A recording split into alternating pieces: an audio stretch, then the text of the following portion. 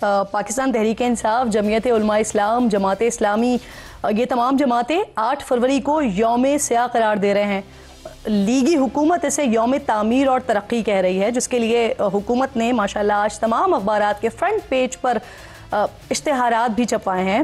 اس کی بات کرتی ہوں میں ذرا آگے جا کے، لیکن پہلے چاہ رہی ہوں ذرا ثوابی جلسے کی بات کروں، جس میں وزیر اعلیٰ کے پی اور جنید اکبر دونوں کے درمیان نہ دھمکیوں کا مقابلہ سا لگ رہا تھا کہ کون حکومت ریاستی اداروں کے خلاف زیادہ سخت زبان کا استعمال کرتا ہے۔ علی امین تو ریاست کے خلاف جو بدترین زبان استعمال کر رہے تھے انتہائی قابل مذمت ہے۔ میں ان کے جملے نہ یہاں دہرا سکتی ہوں، نہ ہی ان کے جملے چلانے کے قابل ہیں۔ صرف اتنا کہوں گی کہ اختلافات کسی سے بھی ہوں، ریاست کے خلاف نعرے لگوانا کوئی محب وطن پاکستانی تو نہیں کر سکتا۔ خیر، P T I Khyber Pakhtunkhwa کے صدر جنید اکبر نے جلسے سے خطاب میں کہا کہ آئندہ جب عمران خان کی کال پر احتجاج کے لیے نکلیں گے تو گولیوں کی تیاری کے ساتھ نکلیں گے۔ تحریک انصاف ایک بار فیصلہ کر لے کہ اسے کس ٹریک پر چلنا ہے تو یہ زیادہ بہتر ہو جائے گا۔ ایک طرف خط لکھ کر حکومت کی شکایات کی جاتی ہیں، دوسری طرف عوام میں جا کر تڑیاں بھی لگائی جاتی ہیں۔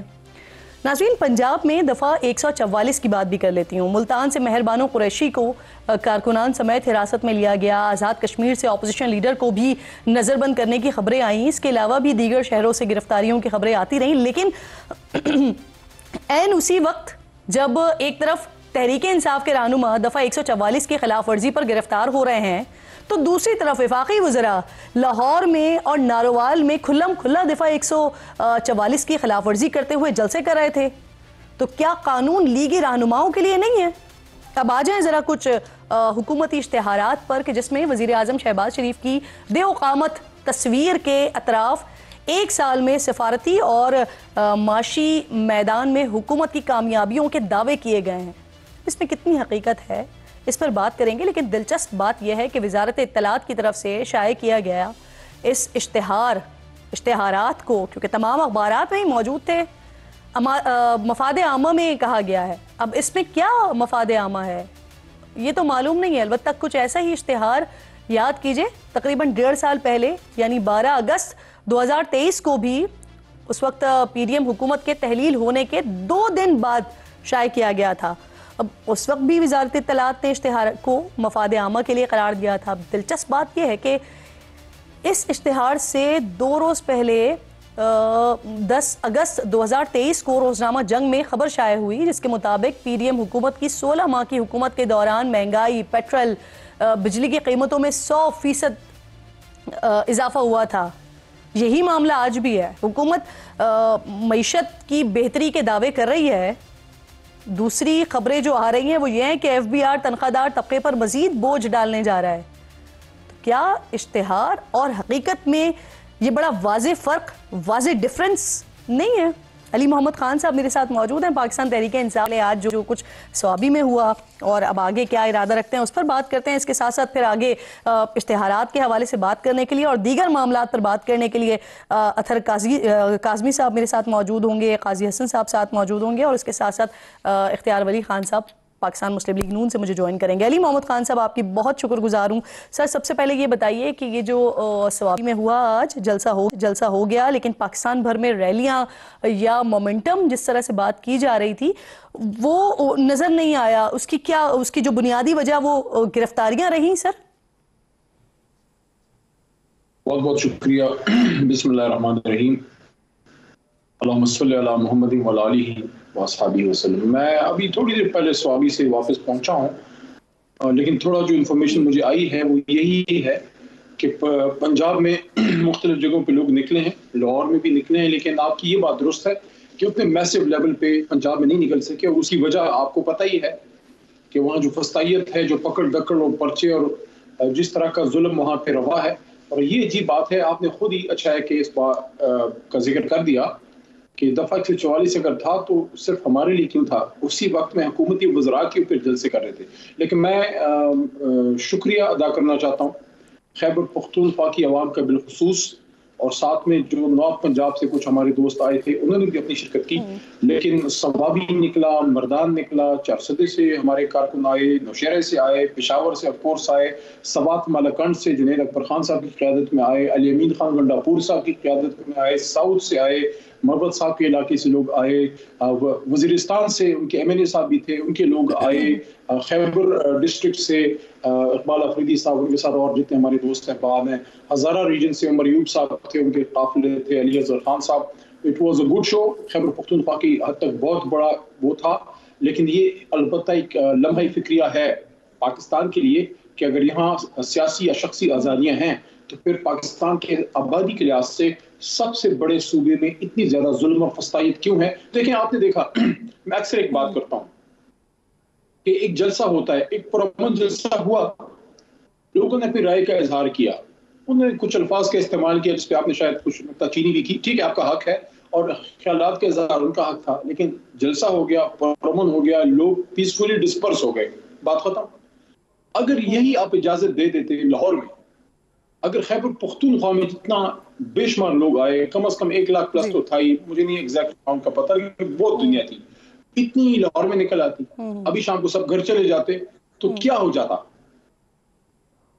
خان صاحب جس طرح سے آپ اس ساری بات کو, اس سارے معاملے کو جسٹیفائی کر رہے ہیں, تو میں تو اگلا سوال ہی آپ سے یہی کرنے والی تھی کہ سر حکومت کے ساتھ, سیاستدانوں کے ساتھ, حکمرانوں کے ساتھ اختلاف ہو سکتا ہے اور ان سے بالکل آپ کا جائز حق ہے, آپ اختلاف کر بھی سکتے ہیں, لیکن ریاست کے لیے نعرے لگوانا, میں تو آپ سے یہ پوچھنا چاہ رہی تھی کہ آپ مذمت کریں گے اس کی, تو آپ تو جسٹیفائی کر رہے ہیں.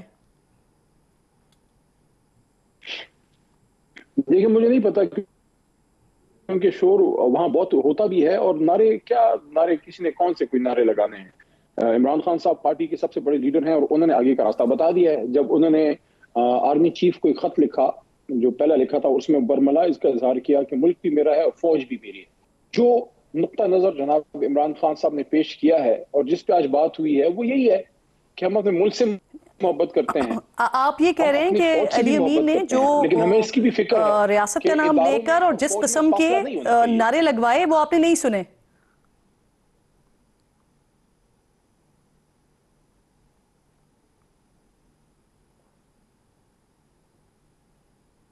علی امین خان کی سپیچ کے وقت تو میں جا چکا تھا کیونکہ ہم نے پھر نکلنا تھا, لیکن یہ ہے کہ ان کا کچھ میں نے سنا ہے جو انہوں نے بات کی ہے. دیکھیں الفاظ کے چناؤ پہ آپ اعتراض کر سکتے ہیں, اس پہ آپ اختلاف رائے رکھ سکتے ہیں, لیکن جو میسج ہے وزیر اعلیٰ پختونخوا کا وہ بڑا کلیئر ہے کہ جو زیادتی ہوئی ہے اس کا دعویٰ کیا جائے, عمران خان صاحب کی رہائی ہو, جو فاصلے پیدا ہو رہے ہیں وہ مزید نہ بڑھائے جائیں, عوام کو یا ایک سب سے بڑی سیاسی جماعت کو دیوار سے نہ لگایا جائے.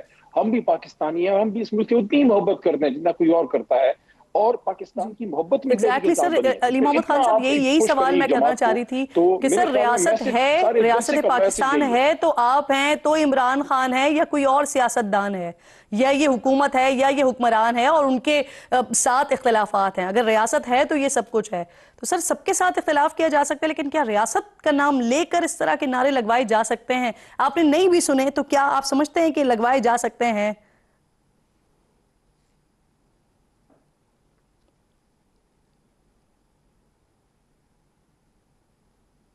دیکھیں میرے خیال میں وقت آ گیا ہے کہ پک اینڈ چوز کرنے کی بجائے لوگوں کو بڑا, اگر آپ کو میری آواز آ رہی ہے تو میں بات آگے کر پاؤں. میں بالکل آپ کی بات بڑا کلیئرٹی کے ساتھ سن رہی ہوں. میں چونکہ گاؤں میں ہوں, ہاتھیان میں ہوں, اور ویسے ہی پورے ملک میں اسلام آباد میں وائی فائی کی اور 4G کی اور سروسز کا برا حال ہے, تو باقی ملک کی تو اللہ ہی حافظ ہے. لیکن میں جو عرض کر رہا تھا وہ یہ تھا کہ لوگوں کی تقاریر سے پک اینڈ چوز کرنا, ایک جملہ نکال کے میسج کو ایک سائڈ پہ کر دینا کہ میسج کو چھوڑیں, یہ الفاظ کا چناؤ. میں تو پہلے ہی کہہ گیا ہوں کہ میرے یا کسی بھی شخص کے الفاظ کے چناؤ پہ کسی کو اعتراض ہو سکتا ہے, وہ بہتر بھی ہو سکتے ہیں الفاظ کو چناؤ, لیکن جو میسج ہے اس کو تو سمجھیے. میسج کیا ہے؟ ایک صوبے کا وزیر اعلیٰ یا اس صوبے کا جماعت کا صدر یا جماعت کا چیئرمین کیا کہہ رہا ہے؟ وہ یہ کہہ رہا ہے کہ مزید دیوار سے مت لگاؤ، مسائل کو سیاسی طور پہ حل کرو اور حل ہونے دو. مینڈیٹ کیوں چرایا گیا؟ مینڈیٹ واپس ہونا چاہیے، عمران خان کی رائے ہونی چاہیے. آپ کا اس سارے معاملے پر یہ موقف ہے، لیکن جنید اکبر صاحب اگلے احتجاج کے حوالے سے لائحہ عمل بھی بتا رہے ہیں اور اسلحہ ساتھ لے کر آنے کا اعلان کریں، تو کیا کریں گے؟ آئندہ احتجاج کو اگر روکا گیا تو سیکیورٹی اہلکاروں پر گولیاں چلائی جائیں گی؟ نہیں، اسلحہ تو ہم انشاءاللہ ایک دن ہی اٹھائیں گے، اور اللہ وہ دن نہ لائے اگر خدا نہ خواستہ جس طرح 65 کی جنگ میں ہوا تھا قوم ساری کھڑی ہو گئی تھی. تو اسلحہ تو ہم نے صرف ایک ہی دن اٹھانا ہے، اور وہ جب آئے گا پاکستان کے دفاع کے لیے. باقی سیاسی جماعت اسلحہ نہیں اٹھاتی، اس کا سوال ہی پیدا نہیں ہوتا. اگر کوئی بات ایسی ہوئی ہے، تیاری کا مطلب یہ نہیں ہوتا کہ ہم نے بم بارود ساتھ لے کے آنا ہے. تیاری کا مطلب یہ ہے کہ اس بار لوگوں کو یہ ہوگا کہ یار وہاں صرف آنسو گیس نہیں چلتی، گولیاں بھی چلتی ہیں، اور چھتوں کے اوپر سے چلتی ہیں، دوربین لگا کے چلتی ہیں، اور باقاعدہ ہٹ اس کیا میں تو جاتا ہے. لفظوں کو آگے پیچھے یا اس میں تو میسج کو نہیں دیکھ رہے علی صاحب. بڑا کیٹیگریکلی کہہ رہے ہیں کہ خون کا بدلہ خون سے لیں گے، گولیوں کے ساتھ جائیں گے.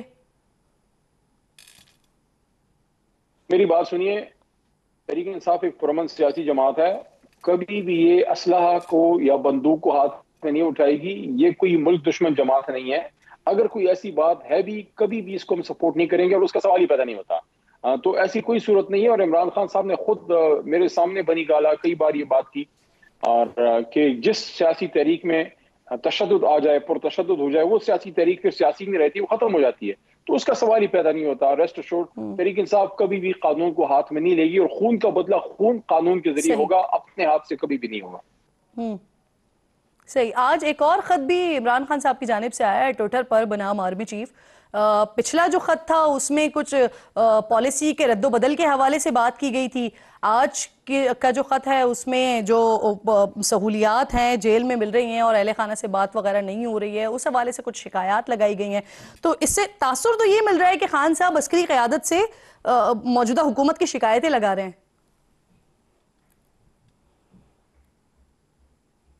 دیکھیں، آپ اس کو اس طرف بیٹھ کے اس طرح دیکھ رہی ہیں، میں اس کو اس طرف بیٹھ کے یہ دیکھتا ہوں کہ انہوں نے ملک کے ایک طاقتور عہدیدار کے سامنے یہ چیز لے کے آئے ہیں کہ ملک میں چیزیں صحیح نہیں ہیں، ملک میں چیزیں غلط ہو رہی ہیں، اور اس میں اسٹیبلشمنٹ کا رول کھل کے سامنے آ رہا ہے. اس پہ ضرور ان کو سوچنا چاہیے. اس کی طرف عمران خان صاحب نے نشاندہی کی ہے. پہلا خط یا دوسرا خط دونوں میری نظر سے گزرے ہیں. میں نے جو ٹویٹر وغیرہ پہ آ جاتا ہے میں اس کو دیکھتا ہوں، اور آج بھی حالانکہ ہم جلسے میں سارا دن بیزی تھے، لیکن بہرحال میں نے وہ ایک نظر صبح دیکھا تھا، اور اس میں کوئی ڈیل کی بات نہیں ہے، اس میں کوئی اپیل نہیں ہے کہ میرے پہ رحم کریں، اس میں کوئی یہ بات نہیں ہے کہ جناب آپ میری مدد کو آئیں. نو، اس میں صرف یہ بات ہے کہ جناب یہ اور یہ چیزیں غلط ہو رہی ہیں، آپ اس پہ ضرور غور کیجئے. کیونکہ وہ صرف ایک جماعت کے چیئرمین نہیں ہیں، وہ سابق وزیر اعظم ہیں، اور انہوں نے برملا اس بات کا پہلے خط میں بھی اور دوسرے میں بھی ذکر کیا کہ ادارے میں اور عوام میں جو بڑھتا فاصلہ ہے وہ نہیں دیکھنا چاہتے. وہ چاہتے ہیں کہ عوام اور ادارہ ایک پیج پہ ہوں. اور 25 یا 27 جولائی کو جب میری ریلیز ہوئی تھی جیل سے پشاور ہائی کورٹ کے حکم پہ، میں نے نکلتے ہوئے پہلی بات جو کی تھی، اور اس کو عمران خان صاحب نے اس وقت اپریشیٹ بھی کیا تھا، جب وہ اس وقت جیل میں نہیں تھے جب میں نکلا تھا، میں نے نکل کے پہلی بات یہ کی تھی کہ پاکستان کو سیاسی انتقام کی نہیں، سیاسی استحکام کی ضرورت ہے، اور ادارے اور عوام کے بیچ میں فاصلہ کم ہونا چاہیے. اور یہ فاصلہ ایک آدمی کم کر سکتا ہے، وہ عمران خان صاحب ہے. کہ جب ان کو باہر نکالا جائے وہ آئے اور وہ ایک سٹیٹمنٹ دیں، ایک سپیچ کریں، اور اس سے یہ چیزیں بہتری کی طرف چلی جائیں گی. تو غلطی کی نشاندہی کی ہے اور اس کا حل تجویز کیا ہے جناب عمران خان صاحب نے. اس سے زیادہ تو کچھ نہیں. صحیح. اچھا علی بھائی، یہ بتائیے مجھے، آج آپ لوگوں نے سارا دن یوم سیاہ منایا، احتجاج کیا، ریلیاں نکالی، جلسہ کیا، اور مدعا آپ لوگ ایک ہی لے کر آج چل رہے ہیں، کیونکہ آج 1 سال مکمل ہوا ہے 8 فروری کے انتخابات کو، اور آپ لوگ کہہ رہے ہیں کہ جو پچھلا الیکشن تھا وہ ریگڈ الیکشن تھا. تو سر مسئلہ یہ ہے کہ ابھی جن کے ساتھ آپ لوگ اتحاد بنا رہے ہیں یا بنانا چاہ رہے ہیں، مولانا فضل الرحمان صاحب، ان کی تو آج بھی بات یہی رہی کہ دھاندلی کے پی کے میں بھی ہوئی ہے اور اس کے بینیفیشری آپ لوگ ہیں.